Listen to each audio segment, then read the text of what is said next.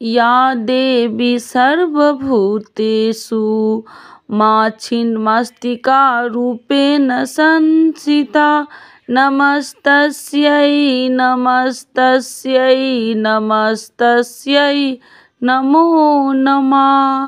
दुर्गा महारानी की जय। आज आपको गुप्त नवरात्रि की 5वां छिन्नमस्तिका माता की कहानी सुनाऊंगी। यह कहानी आप लोग सुनिएगा और बतलाइएगा जो कैसा लगा। छिन्नमस्तिका माता की कहानी सर्वप्रथम आपसे साझा करना चाहूँगी कि माँ छिन्नमस्तिका के बारे में जानना माँ को जान लेना नहीं है। इसे अपने मन में बिठा ले तो साधना का मार्ग हमेशा खुला रहता है, अन्यथा अपनी ही अहम में कि मैं तो जानता हूँ सबसे बड़ी बाधा बन जाता है और साधना के पथ पर कोई गति संभव नहीं हो पाती। कौन है माँ छिन्नमस्तिका? मूलाधार चक्र में कुंडली मारकर बैठे सर्प शक्ति का मूर्त रूप है माँ छिन्नमस्तिका। कुंडली जागरण से संबंधित उनके साधनाओं में से एक साधना है माँ छिन्नमस्तिका को प्रसन्न करना। चित्र में माँ को अपना ही खून पीते दिखाया गया है, जो कि इस तथ्य को दर्शाया है कि माँ अपना ही रक्त पीकर सबल रहती है। ठीक इसी प्रकार जीवों में विराजमान कुंडलिनी शक्ति उनके स्वयं के रक्त से ही पोषित होती है। कुंडलिनी शक्ति जागृत होने पर माया का प्रभाव छिनको जाता है। संभवतः यही कारण है कि माँ को निर्वस्त्र दिखाया गया है। देवी के पांवों के नीचे कामदेव तथा रति है, जो काम ऊर्जा का प्रतीक है। यही काम ऊर्जा ऊर्ध्ववर्गगामी होने पर ही प्रज्ञा रूपी कमल दिखाया है और साधक अपनी असीम संभावनाओं को उपलब्ध है। धन्य है यह धरती जहाँ अहम ब्रह्मास्मि अनहलक शिवोहम जैसी घोषणाएं अनेकों बार हुई है।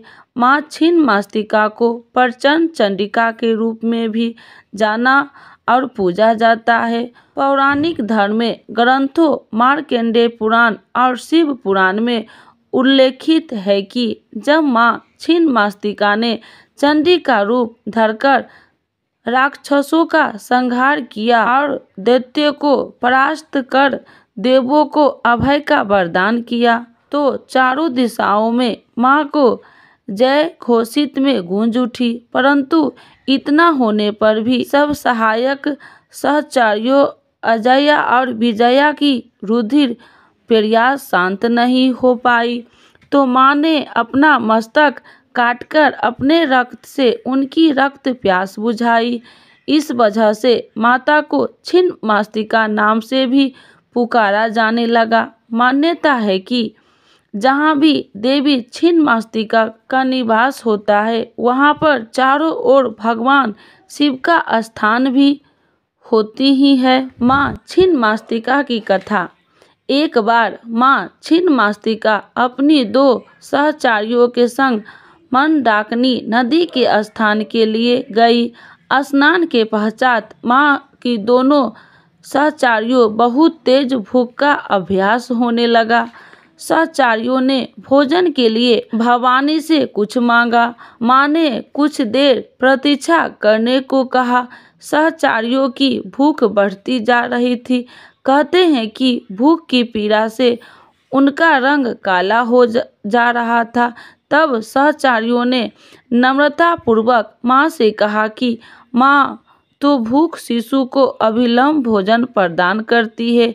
ऐसा वचन सुनते ही भवानी ने बिना एक भी क्षण गवाए खड्ग से अपना ही सर काट दिया।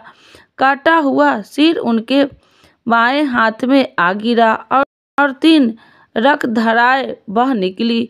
2 धाराओं को उन्होंने सहचरियों की ओर प्रवाहित कर दिया। तीसरी धारा को ऊपर ही प्रवाह रही थी, उसे देवी स्वयं पान करने लगी। अब माँ की दोनों सहचारियों रक्तपान कर तृप्त हो गई थी। मान्यता है कि तभी से माँ को छिन्नमस्तिका के रूप में जाना जाने लगा और माँ इस छिन्नमस्तिका नाम से विख्यात हो गई। माँ को अपने भक्त अत्यंत प्रिय है। भक्तों के लिए वात्सल्य की प्रतिमूर्ति है माँ। यदि भक्तों के लिए माँ को अपना सर भी काटना पड़ जाए तो माँ देर नहीं करती, अपना लहू पिलाकर भी भक्तों को नया जीवन प्रदान करती है माँ। माँ का बखान करना तो आपने सबकी बात नहीं है, बस यूं ही समझ लीजिए कि कुछ कुछ ऐसे ही हमारी माँ छिन्नमस्तिका है। बोलिए छिन्नमस्तिका माता की जय, दुर्गा महारानी की जय।